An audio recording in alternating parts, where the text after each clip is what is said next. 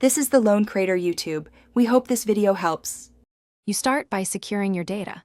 Back up to iCloud or create a local image using Finder, because the next steps erase and reinstall system files.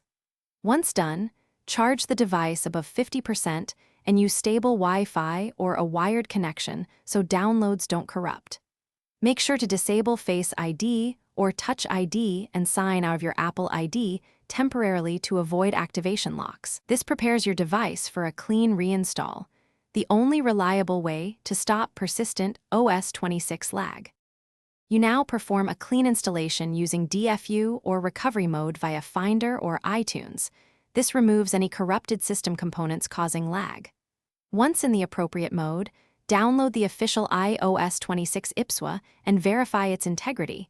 Corrupt firmware reintroduces issues. Then choose Restore, not Update, to overwrite the OS completely.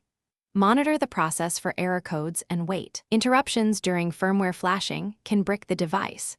This direct reinstall addresses kernel or system-level slowdowns that normal resets. Once the clean install finishes, restore selectively. Bring back contacts, photos, and essential settings first to avoid reintroducing problematic apps or caches. You should reinstall apps one by one so you can spot any that spike CPU or memory and cause lag. If issues persist after selective restore, repeat DFU restore to rule out install hiccups.